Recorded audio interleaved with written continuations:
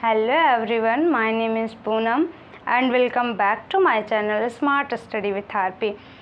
So friends, आज का हमारा वीडियो साइंस से रिलेटेड है। साइंस में बात करी जाए तो हम लोगों ने 2 चैप्टर की कंप्लीट रूप से बात कर ली थी, ठीक है, जिसमें था पाचन तंत्र और दूसरा था परिसंचरण तंत्र। इसके अंतर्गत बहुत सारी चीज़ें हम लोगों ने पढ़ी। यदि आपने हमारा वीडियो ना देखा हो इन चैप्टर से रिलेटेड तो हमने प्लेलिस्ट बना रखी है, आप एक लाइन से बहुत अच्छे से देख सकते हैं, ठीक है।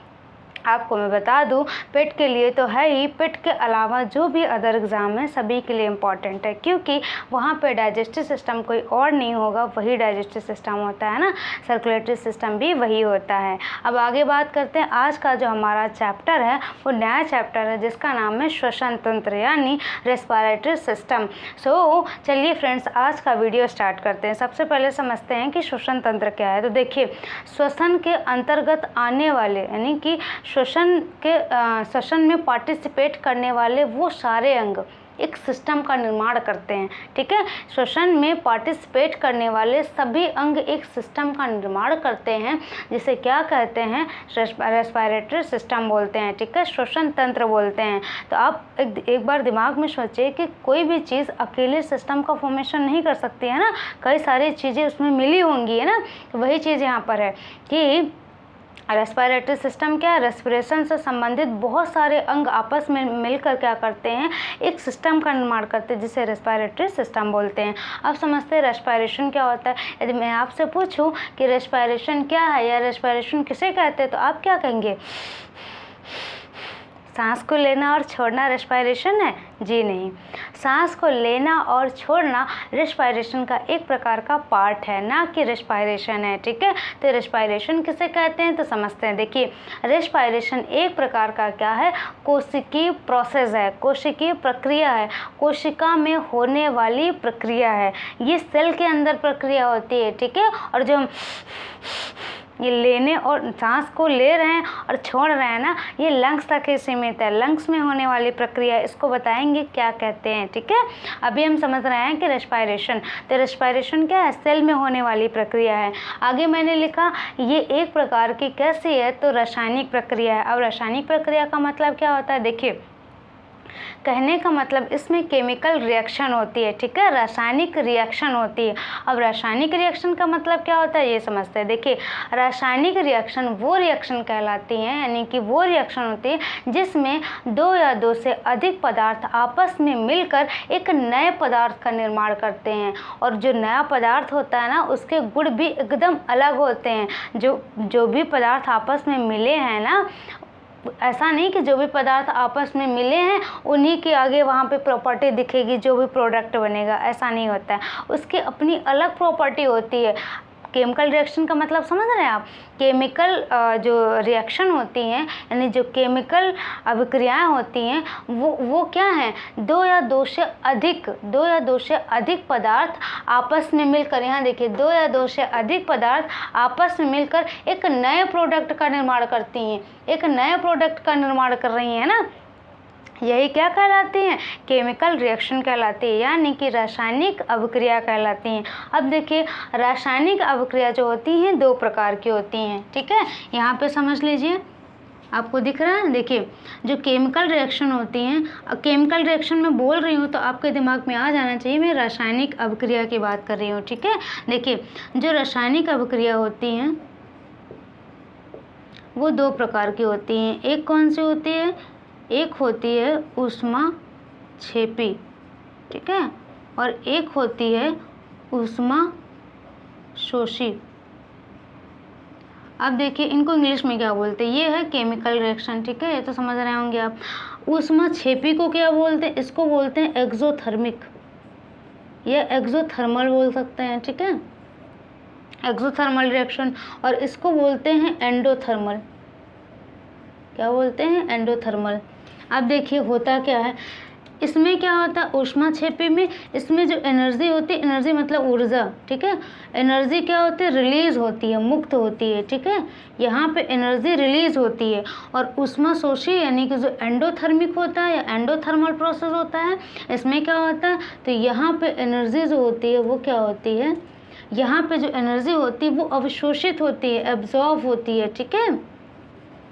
समझ में आया आपको? मैंने बताया जो केमिकल रिएक्शन, पहले केमिकल रिएक्शन क्या होती है मैंने बताया, दो या दो से अधिक पदार्थ आपस में मिलकर एक नए प्रोडक्ट का फॉर्मेशन करते हैं, ठीक है, तो उसे क्या कहते हैं, केमिकल रिएक्शन कहते हैं। और केमिकल रिएक्शन रिवर्सिबल नहीं होती, यानी इरिवर्सिबल होती हैं।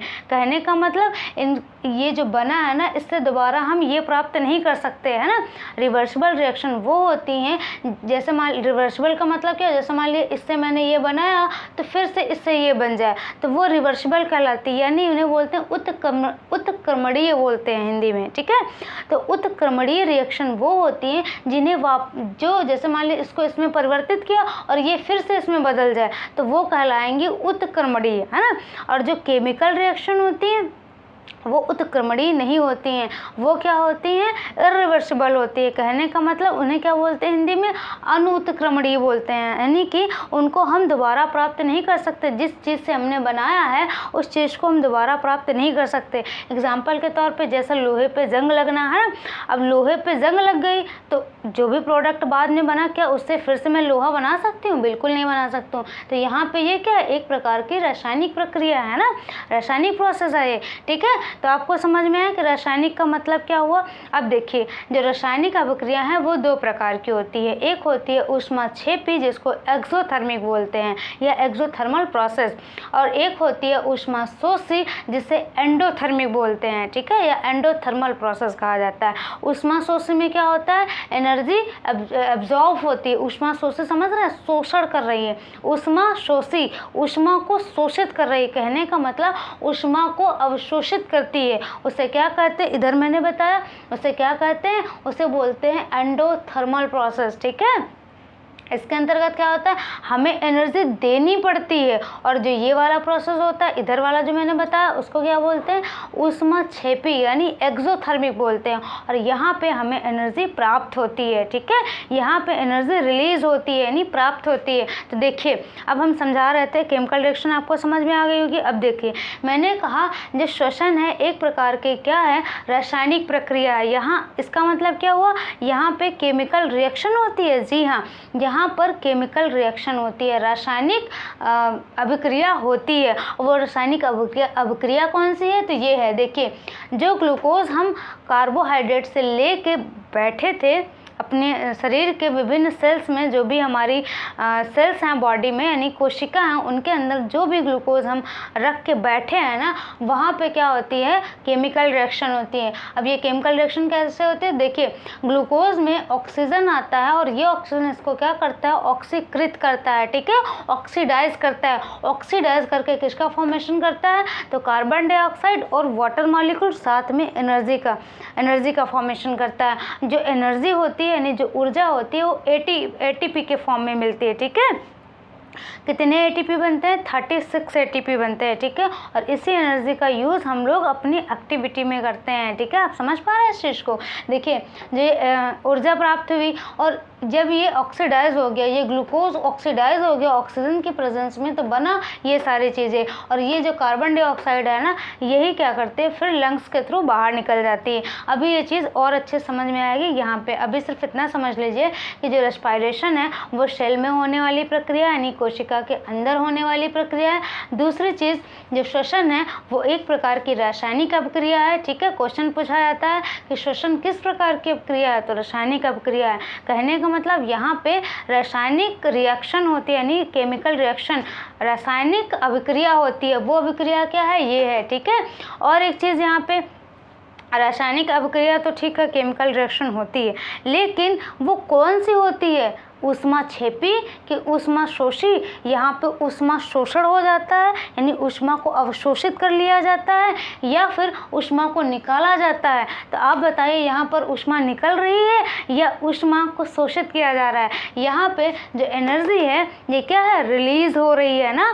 तो रिलीज होने का मतलब क्या हुआ, ये किस प्रकार के रिएक्शन है, केमिकल रिएक्शन के साथ साथ और कौन सी हुई, तो वो हुई ऊष्माक्षेपी। तो क्वेश्चन पूछा जाता है कि श्वसन एक प्रकार की केमिकल रिएक्शन तो ठीक है, लेकिन केमिकल रिएक्शन में कौन सा पार्ट है, या दो प्रकार के रिएक्शन होते हैं उसमें कौन सी, ऊष्माक्षेपी है या फिर ऊष्माशोषी है? तो ऊष्माक्षेपी है। ऊष्माक्षेपी क्यों है? क्योंकि ऊष्माक्षेपी में एनर्जी रिलीज होती है, मुक्त होती है, और यहाँ पे एनर्जी मुक्त ही तो हो रही है। एंडोथर्मिक में क्या होता है, एनर्जी अवशोषित होती है। ठीक है, तो आपको ये चीज़ समझ में आई कि ये केमिकल रिएक्शन कैसे हुई। अब देखिए, श्वसन जो प्रक्रिया है ना, उसका नियंत्रण कौन करता है? ये क्वेश्चन बहुत इंपॉर्टेंट है, पूछा गया था कि श्वसन प्रक्रिया का नियंत्रण कौन करता है? तो वो करता है मेडुला ऑब्लांगेटा। तो आपके दिमाग में आता होगा ये अजीबोगरीब नाम कहाँ से आ गया। जो साइंस बैकग्राउंड से हैं तो उनको तो समझ में आता होगा कि ये कोई पार्ट है किसी चीज़ का, है ना, लेकिन जो नहीं है उनको लगता होगा ये अजीब गरीब नाम पता नहीं कहाँ से आ गया। देखिए, मेडुला ऑब्लांगेटा है क्या? देखिए, हमारे माइंड के जो हमारा ब्रेन है ना, हमारा ब्रेन, ठीक है, उसके 3 पार्ट हैं। पहला कौन सा है? अग्र मस्तिष्क। दूसरा कौन सा है? मध्य मस्तिष्क। और तीसरा कौन सा है? तो तीसरा है पश्च मस्तिष्क। अगर मैं इंग्लिश में बात करूँ तो अग्र मस्तिष्क को बोलते हैं फोर ब्रेन, मध्य मस्तिष्क को बोलते हैं मिड ब्रेन, और जो पश्च मस्तिष्क होता है उसको बोलते हैं हाइंड ब्रेन। जो हमारा पश्च मस्तिष्क होता है, यानी जो हाइंड ब्रेन होता है, उसके 2 पार्ट होते हैं। एक होता है सेरिबेलम और एक होता है मेडुला ऑब्लांगेटा। जो सेरिबेलम है वो हमारे ऐच्छिक क्रियाओं का नियंत्रण करता है। ऐच्छिक क्रियाएं जिन पे हमारा कंट्रोल होता है वो ऐच्छिक क्रियाएं कहलाती है। ठीक है, वॉलेंट्री एक्शन बोलते हैं। तो वो क्रियाएं जिन पर हमारा कंट्रोल होता है उनको ऐच्छिक क्रियाएं बोलते हैं। जैसे दौड़ना हो गया, है ना, तैरना हो गया, इन पर हमारा कंट्रोल है। हम चाहें तो दौड़ें, हम ना चाहें तो ना दौड़ें, है ना। दूसरी चीज़, जो मेडुला ऑब्लांगेटा है ये अंतिम पार्ट होता है हमारे ब्रेन का, है ना, और ये क्या करता है? अनैच्छिक क्रियाओं पे नियंत्रण करता है। अनैच्छिक क्रिया का मतलब वो रिएक्शन या वो एक्शन जिनमें हमारा कंट्रोल नहीं होता है। जैसे पलक झपकना, है ना, क्या हम ऐसे रोक सकते हैं कि नहीं हम पलक नहीं झपकेंगे? नहीं कर सकते, है ना, क्योंकि ये सारी अनैच्छिक क्रियाएं हैं। ठीक है, दूसरी चीज़, दूसरा एग्जाम्पल, जो हमारा पाचन तंत्र है। अब ऐसा तो नहीं कर सकते कि बाहर से मैंने खाना लिया और हम कह रहे हैं नहीं मैंने खाना लिया, आगे हम नहीं पचने देंगे। तो ऐसा कर सकते हैं? बिल्कुल नहीं कर सकते, क्योंकि ये सारी हमारे क्या अनैच्छिक क्रियाएं हैं। हम खाएंगे, उसका डाइजेशन होगा, हम रोक नहीं सकते हैं। सो डाइजेस्टिव सिस्टम हो गया। तीसरा एग्जाम्पल बात करें, तीसरा एग्जाम्पल की बात करें, जो सर्कुलेटरी सिस्टम है हमारा, परिसंचरण तंत्र है। क्या हम ऐसा कर सकते हैं कि अपने ब्लड को रोक ले? नहीं, आपको नहीं जाना है पूरी बॉडी में, नहीं कर सकते हैं ना। ये क्या है? अनैच्छिक क्रियाएं हमारी। उसके बाद आगे बात करते हैं।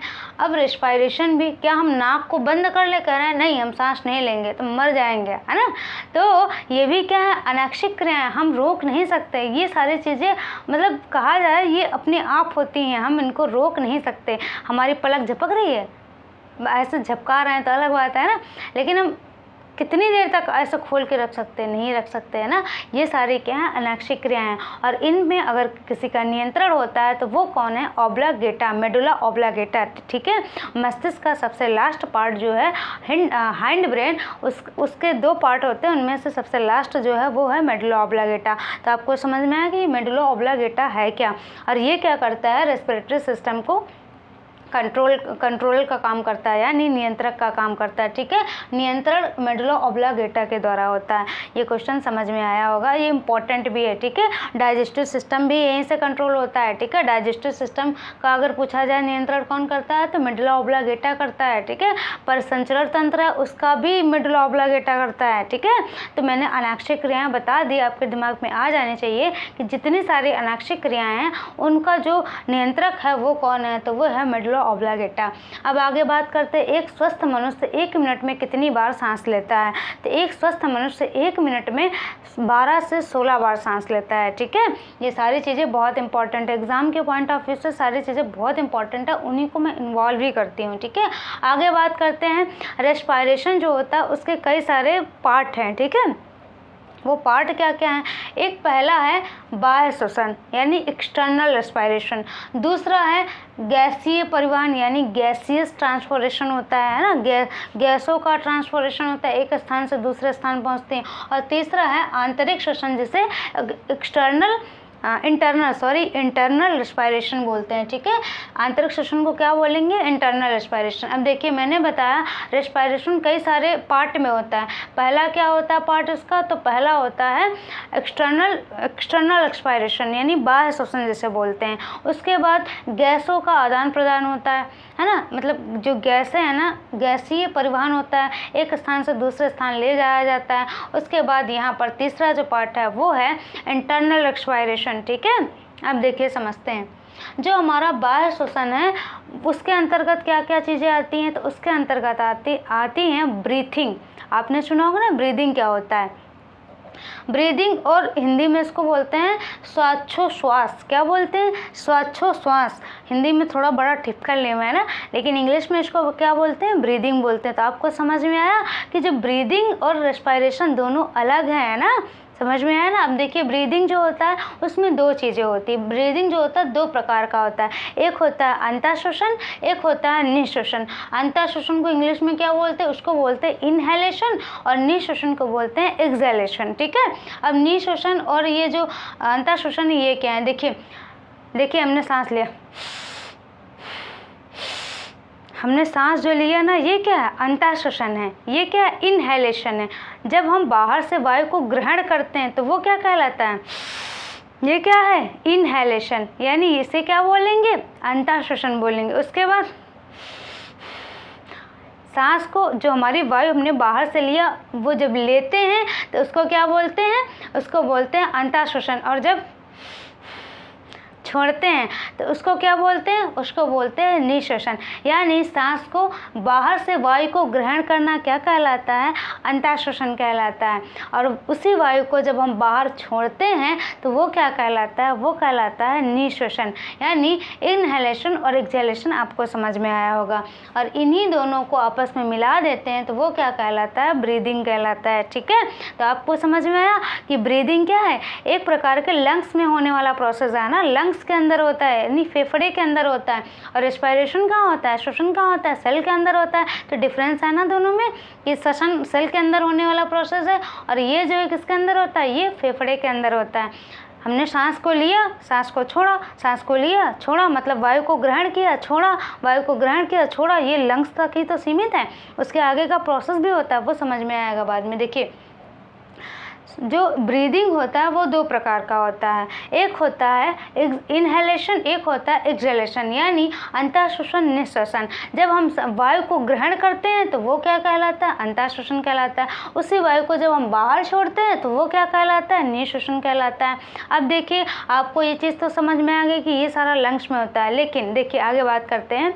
हमने वायु को ग्रहण किया बाहर से, हम ऐसा तो नहीं करते हैं कि पहले देखते हैं अच्छा कहाँ है ऑक्सीजन, अच्छा भाई साहब आप हो, आइए आपकी ज़रूरत है अंदर, ऐसा तो नहीं करते हैं ना। हम क्या करते हैं? एटमॉस्फेयर में जितनी सारी गैसें हैं सबको लेते हैं, है ना, नाक के थ्रू हम सारी गैसों को लेते हैं। तो कहने का मतलब क्या है? वातावरण से हम वायु को ग्रहण करते हैं, ना कि ऑक्सीजन को ग्रहण करते हैं, ठीक है। अब देखिए वातावरण से अगर हम वायु को ग्रहण कर रहे हैं तो इसका मतलब ये है कि वातावरण में जितनी सारी गैसें हैं उनका ग्रहण कर रहे हैं। वातावरण में नाइट्रोजन, ऑक्सीजन है, कार्बन डाइऑक्साइड और भी गैसें हैं, लेकिन जो गैसों का मिक्सचर है उसमें अगर देखा जाए संगठन में तो वो नाइट्रोजन, ऑक्सीजन और कार्बन डाइऑक्साइड है, ठीक है। अब देखते हैं एटमॉस्फेयर में। अब दिमाग में आता है ना कि ठीक है हमने वातावरण से वायु को लिया तो कितने % हम नाइट्रोजन लेते हैं, कितने % ऑक्सीजन लेते हैं, कितने % कार्बन डाइऑक्साइड लेते हैं, है ना। तो ये चीज़ इंपॉर्टेंट है, ये पूछा भी जाता है, तो वही देखना है। देखिए नाइट्रोजन हमारे एटमॉस्फेयर में कितनी है? 78% है। ऑक्सीजन की बात करें जाए 21% है, और कार्बन डाइऑक्साइड 0.03% है ना। देखिए हम क्या करते हैं, बाहर से जब भी वायु को सांस लिया तो हमने क्या किया? वायु को ग्रहण किया। वायु के साथ क्या क्या है? कार्बन डाइऑक्साइड, नाइट्रोजन, ऑक्सीजन आई। कितने % नाइट्रोजन आई? 78%, ऑक्सीजन 21%, कार्बन डाइऑक्साइड कितनी है? 0.03%। अब हम उस वायु को कहाँ ले गए? फेफड़े में ले गए। अब देखिए फेफड़ा क्या करेगा? यहाँ पे गैसों का एक्सचेंज होगा, है ना, गैसों का एक्सचेंज होगा। अब ये क्या करेगा? ये कहेगा, अब यहाँ पे निःश्वसन की बात करेंगे, हमने सांस को बाहर किया तब क्या क्या चीज़ें बाहर आई, तो फेफड़ा कहेगा भाई साहब नाइट्रोजन की हमें ज़रूरत नहीं थी, आपने नाइट्रोजन क्यों दिया हमको? तो देखिए अब नाइट्रोजन क्यों दिया आपने, हमें नाइट्रोजन की आवश्यकता नहीं थी। तो ये क्या करता है फेफड़ा, जितने % नाइट्रोजन हम बाहर से लेते हैं पूरा का पूरा बाहर कर देता है, कहता है हमें ज़रूरत नहीं है इसकी, आपने हमें क्यों दिया इसको।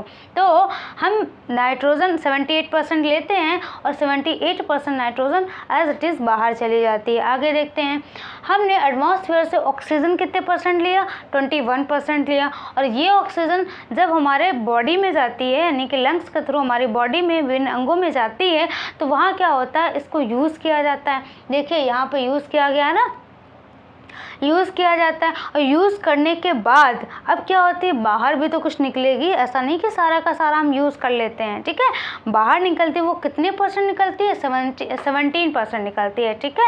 यानी 4% ऑक्सीजन का यूज़ हो जाता है हमारी बॉडी में। और कहाँ यूज़ होता है, ये देखिए ग्लूकोज के ऑक्सीडेशन में होता है यूज़, ठीक है। और 4% यूज़ हो जाता है, कम होने का कारण क्या है, O2 का यूज़ हुआ, कहाँ हुआ, ग्लूकोज के ऑक्सीडेशन में हुआ, ठीक है। तो आपको समझ में आया कि कितने % हमने ऑक्सीजन को लिया, 21%। यूज़ कितना किया, 17%। यूज़ कितना किया, 4% किया। और बाहर कितना निकालते हैं, 17% निकालते हैं। ये कम क्यों हुआ, क्योंकि जो ग्लूकोज है, जो भी बाहर से ऑक्सीजन आई है उसका यूज़ करता है, इसलिए यहाँ पे 4% जो ऑक्सीजन है वो कम हो जाती है, ठीक है। आगे बात करते, कहीं कहीं जो 17% मैंने बताया, कहीं कहीं 16.4 दिया है। अगर मैं पॉइंट में बात करूं तो 16.4 है, ठीक है। लेकिन आप इसे 17 बोल सकते हैं, 17 भी पूछा जाता है। दोनों चीज़ें यहाँ पे मैंने मेंशन करी। अब देखिए, बाहर से वातावरण से हम कार्बन डाइऑक्साइड कितना लेते हैं, ठीक है। CO2 कितना लेते हैं, यहाँ पे CO2 लिख लीजिए, CO2। बाहर से हम कार्बन डाइऑक्साइड कितना लेते हैं, तो कार्बन डाइऑक्साइड लेते हैं 0.03%, ठीक है।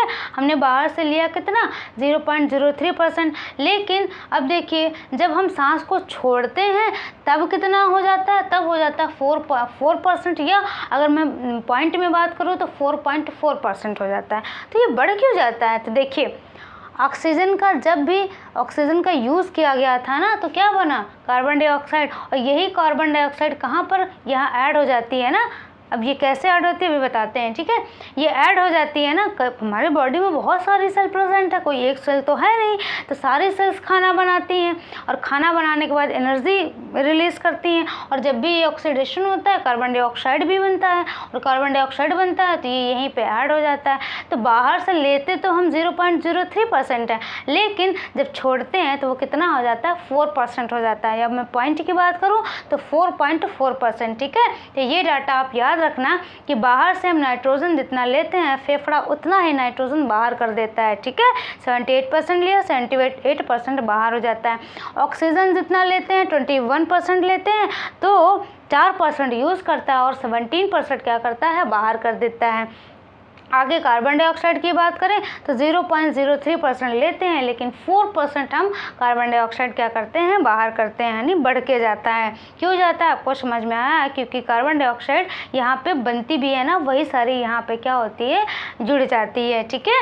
सो अगर पॉइंट में बात करें तो 4.4%। अब देखिए आगे है गैसियस परिवहन, यानी गैसीय परिवहन। अब इसका मतलब क्या हुआ, इसका मतलब हुआ कि O2 जो ऑक्सीजन हमारी बॉडी में आई है वो ब्लड के द्वारा कहाँ जाएगी, हमारे जो भी शरीर के विभिन्न अंग हैं जहाँ पर सेल प्रेजेंट है वहाँ पर जाएगी, है ना। तो किसके द्वारा जाएगी, ब्लड के थ्रू जाएगी, है ना। और जो भी कार्बन डाइऑक्साइड बनी है वो भी ब्लड के थ्रू बाहर आएगी, है ना, तभी तो लंग्स के पास पहुंचेगी।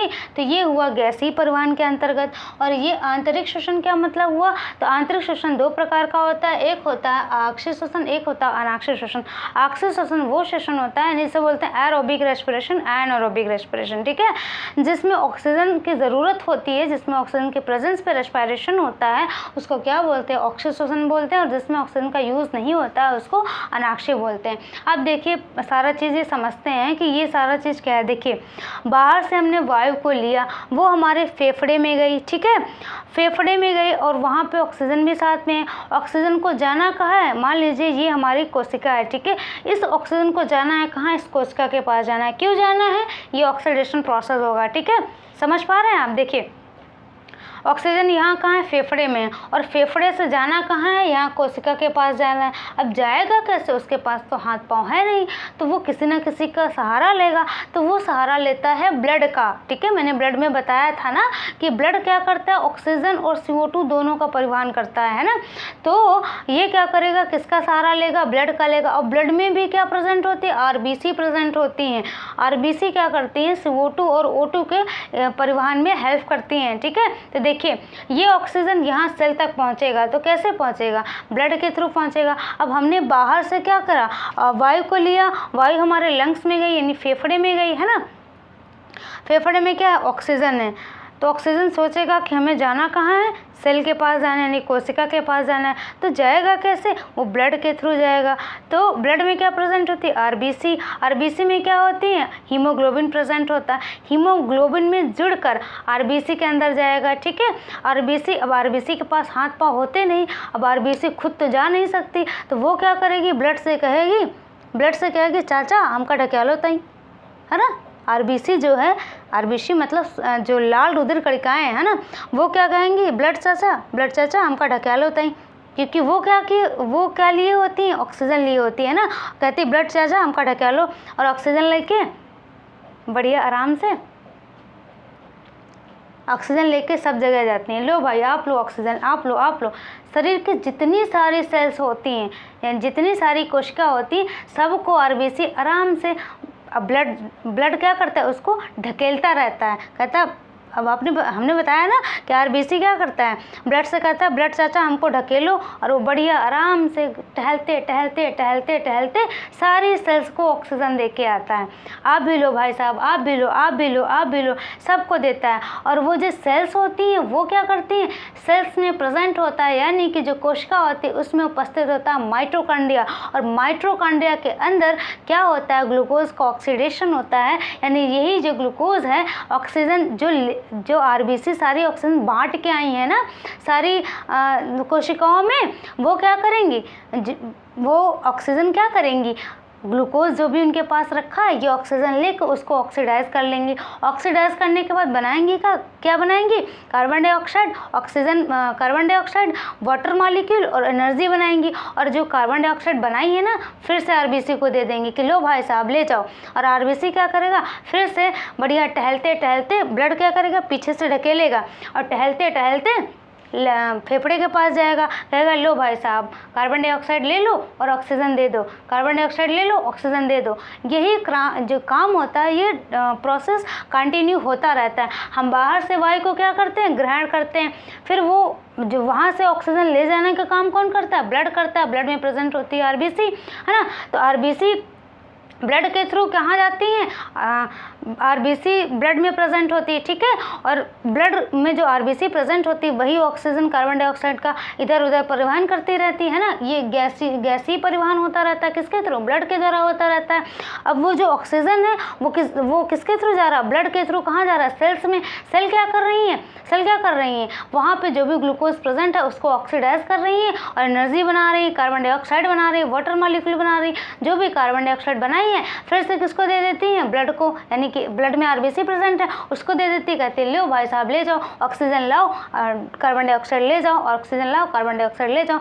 यही प्रोसेस कंटिन्यू होता रहता है। और यही सारी चीज़ें जो मैंने यहाँ पे बताई ना, सारी चीज़ें यही हैं। ठीक है, यहाँ पे मैंने क्या किया, सांस को लिया, उसके बाद यहाँ पे परिवहन हुआ, और यहाँ पे आगे जो यहाँ पे एरोबिक रेस्पिरेशन है, यानी कि जिसमें ऑक्सीजन की प्रेजेंस में सारी चीज़ें होती हैं, जहाँ पे माइटोकॉन्ड्रिया प्रेजेंट होगा वहीं पर ऑक्सीजन होगा। ठीक है, एरोबिक रेस्पिरेशन होगा। आगे हम ये सारी चीज़ें बताएंगे।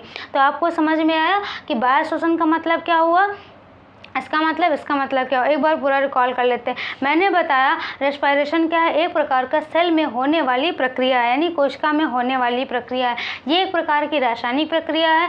ठीक है, रासायनिक में भी कौन सी प्रक्रिया है, तो ऊष्माक्षेपी है, इसमें एनर्जी रिलीज होती है। श्वसन प्रक्रिया को जो नियंत्रण करता है वो कौन है, मेडुला ऑब्लांगेटा। मेडुला ऑब्लांगेटा क्या है, ब्रेन का एक पार्ट है। ठीक है, आगे बात करें जाए ब्रेन के पार्ट का भी पार्ट है। आगे बात करें जाए एक स्वस्थ मनुष्य 1 मिनट में कितनी बार सांस लेता है? 12 से 16 बार लेता है। अब रेस्पायरेशन की बात करें, इसमें कई सारे प्रोसेस होते हैं। सबसे पहला एक्सटर्नल रेस्पायरेशन, बाह्य श्वसन, जिसमें ब्रीदिंग आता है और गैसेस एक्सचेंज होता है, गैसों का एक्सचेंज होता है। ब्रीदिंग दो प्रकार का होता है, एक होता है अंतर श्वसन, एक होता है बाह्य श्वसन, जिसे बोलते हैं इनहेलेशन एक्सहेलेशन। जो इनहेलेशन में हम वायु को ग्रहण करते हैं, एक्सहेलेशन में बाहर करते हैं, ठीक है। तो ये क्या कहलाया? ये कहलाया ब्रीदिंग। ब्रीदिंग क्या है?